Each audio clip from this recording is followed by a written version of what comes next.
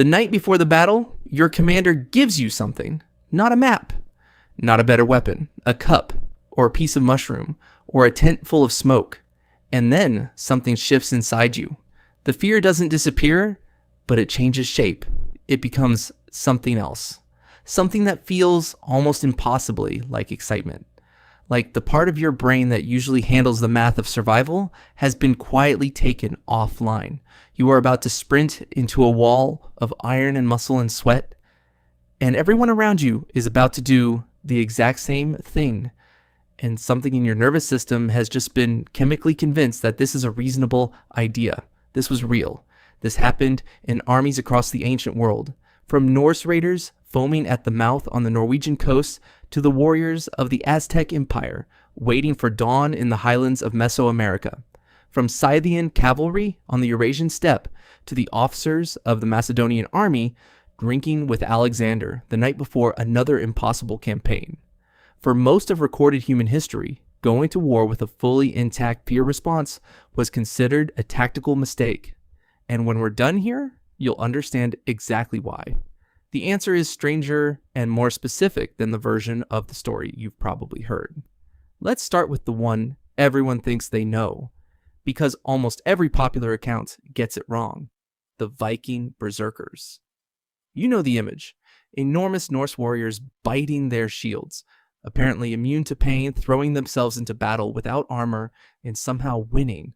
The word berserk is sitting in your vocabulary right now, because these people were so reliably terrifying that their behavior generated its own word that survived 1,000 years into a language they'd never recognize.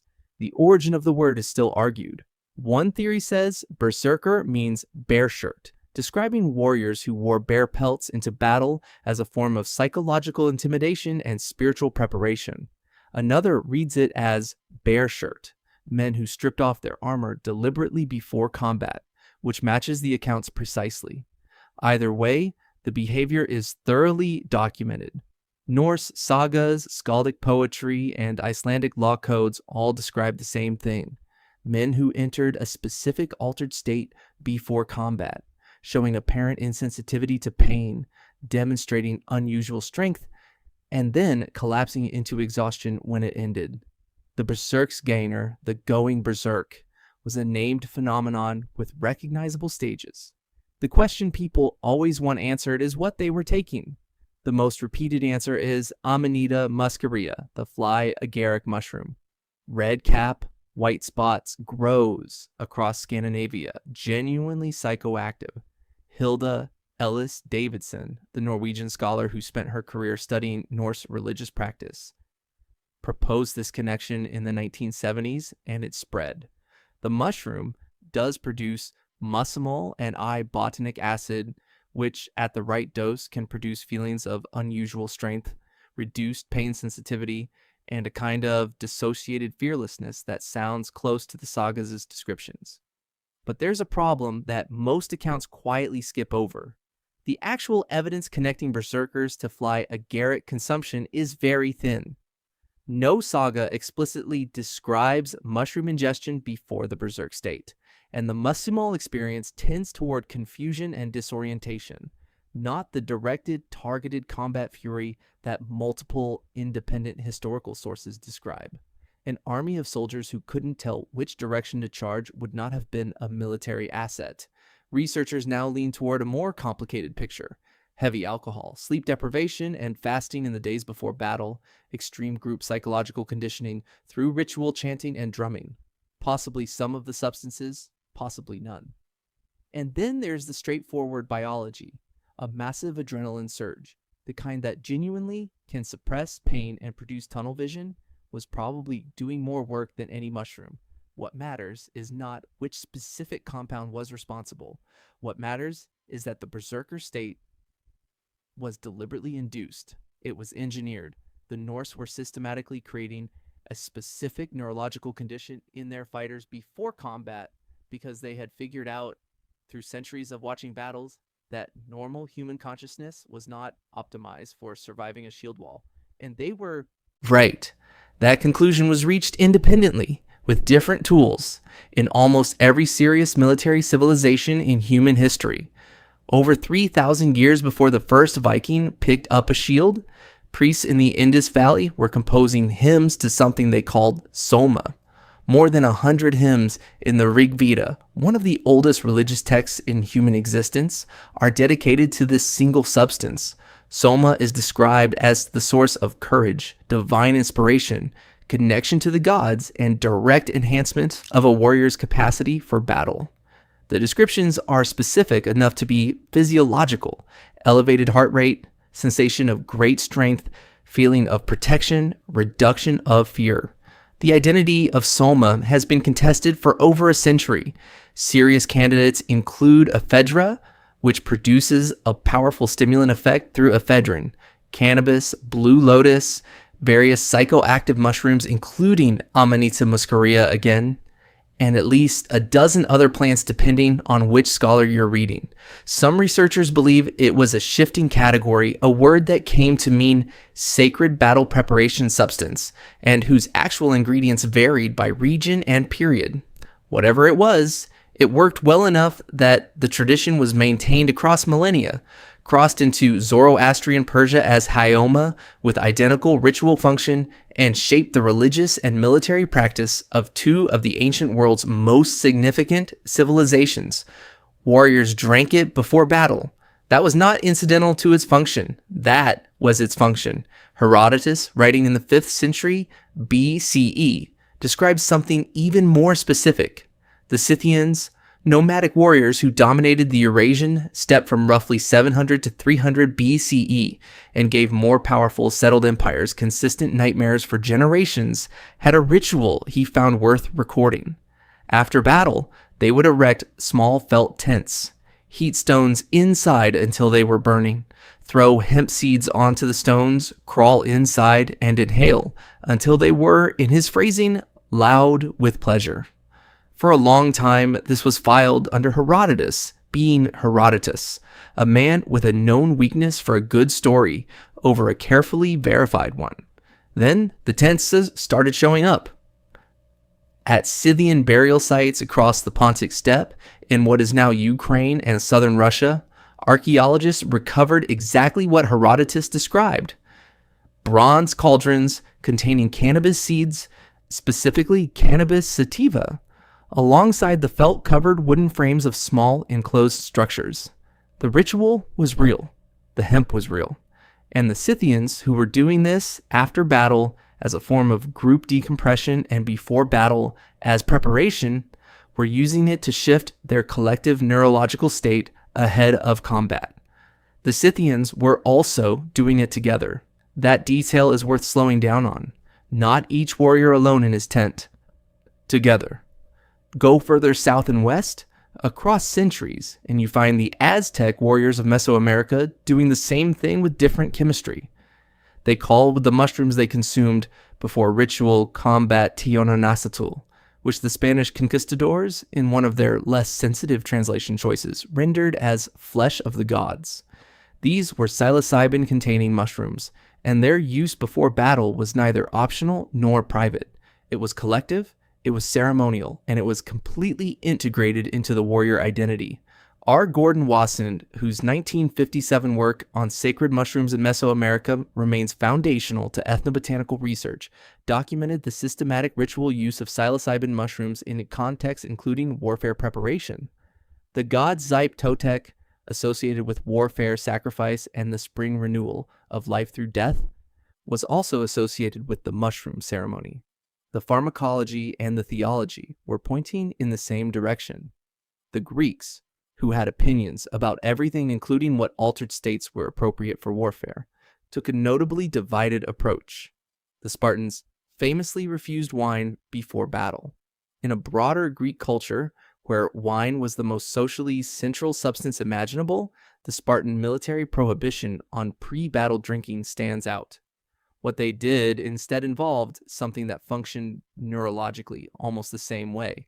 They sacrificed together, ate their communal meal with their mess group, the Syssitia, men they'd eaten with every day for years, and then they marched to the battlefield in step, in formation, to the sound of flutes. The music was not decorative. It maintained a synchronized rhythm that kept the phalanx moving together. The collective ritual did the work that a pharmacological agent would do elsewhere. It suppressed individual fear responses by making the group more real than the individual. Alexander the Great's Macedonian army did not share this restraint. Ptolemy, Alexander's general and later pharaoh of Egypt, documented tactical meetings that were substantially influenced by the wine supply. Alexander himself reportedly could not reliably be reached for decision-making in the evening hours because of it. Whatever the personal costs, the Macedonian army under his command conquered more territory than any force before it, and its leadership's relationship with alcohol was so consistent that it became a documented historical feature rather than an embarrassing footnote. The Roman legions present the most interesting counterpoint in this entire story.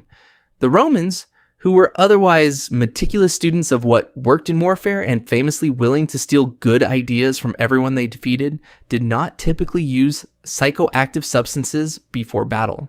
The standard legionary drink was posca, water mixed with vinegar, which is as pharmacologically inert as a beverage can get. Roman military doctrine actively discouraged pre-battle intoxication. The histories are full of generals disciplining officers who showed up impaired, and yet the Roman legion was the most consistently successful military formation in the ancient world for several hundred years. What the Romans did instead is worth understanding. They drilled formations until the movements were automatic. They trained their soldiers to respond to horn signals without conscious deliberation. They conducted animal sacrifice together before every engagement. They marched behind their equilifer, the eagle bearer, a figure whose loss was considered so catastrophic to unit cohesion that it could trigger a rout by itself. The pre-battle ritual was not pharmacological, it was mechanical, synchronized, and collective. The result, from a neurological standpoint, was not entirely different. Synchronized group movement, repeated ritual, shared symbols, collective ceremony. These achieve some of the same fear suppression and group bonding effects through a different mechanism. The Romans had essentially solved the same problem through extreme repetition and social conditioning rather than chemistry, which is why they could function as a military unit, even without whatever the Scythians were doing in their tents. Two different technologies, same target.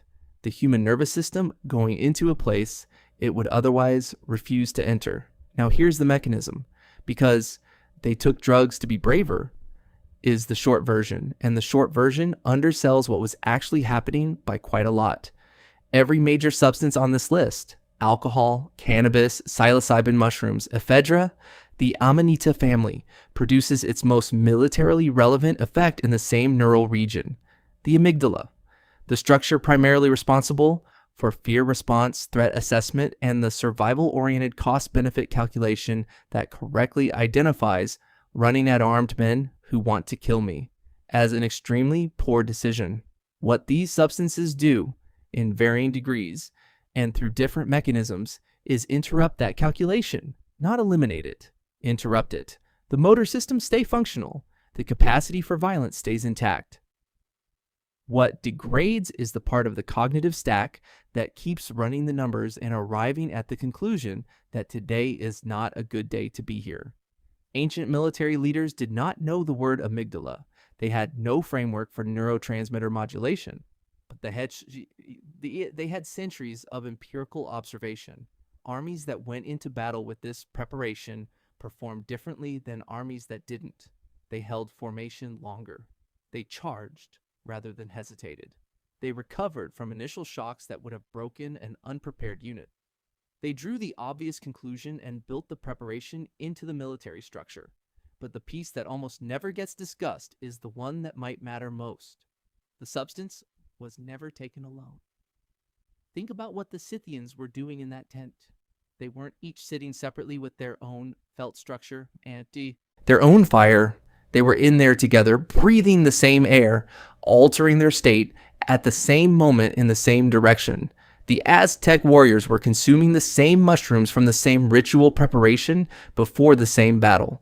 The Viking berserkers, whatever combination of alcohol and ritual and sheer physiological extremity was producing their state, were entering it together in the same ceremony at the same time.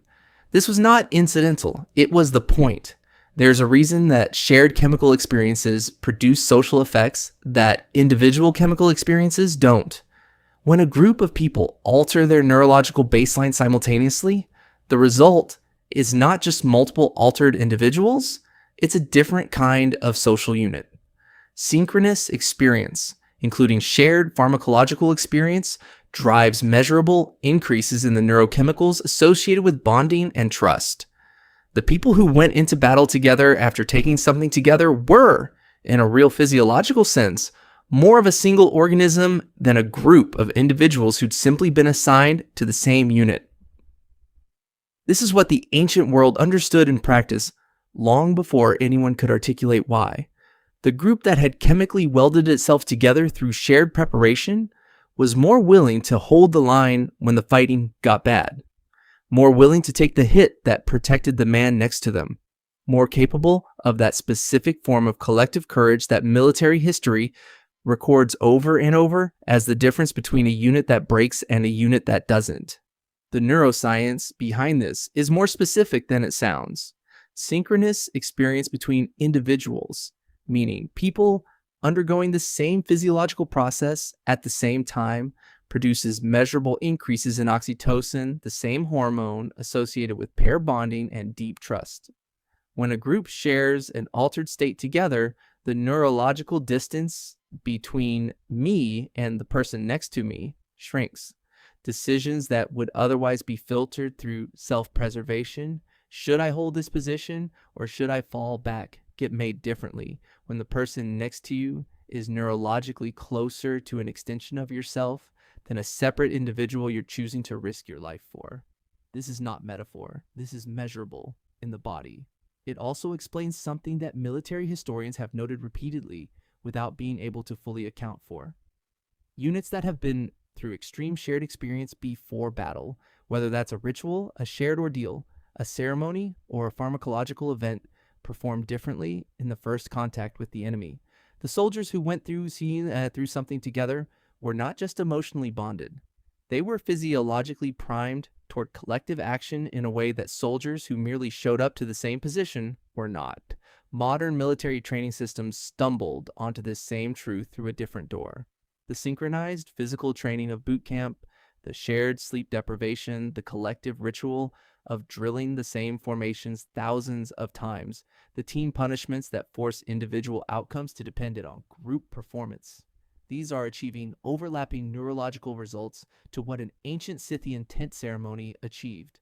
Not identical, but the same target, the same ancient problem. What do you do with the part of a human that correctly identifies mass violence as something to be avoided? The substance was the preparation, but the group was the weapon, and we have not stopped doing this. The pharmacology changed, the framing changed substantially, the marketing got much better, but the function, taking something before a high-stakes, terrifying situation to override the fear response and increase willingness to engage, has never stopped being part of human behavior. During the Second World War, amphetamines were issued to combat troops on both sides. The Germans used Pervitin, methamphetamine tablets, to keep armored divisions moving through France without sleep during the Blitzkrieg campaign of 1940. The British were issuing Benzedrine to air crews. The Americans were doing the same. The U.S. military funded research throughout the 1950s and 1960s into what various substances did to performance under threat.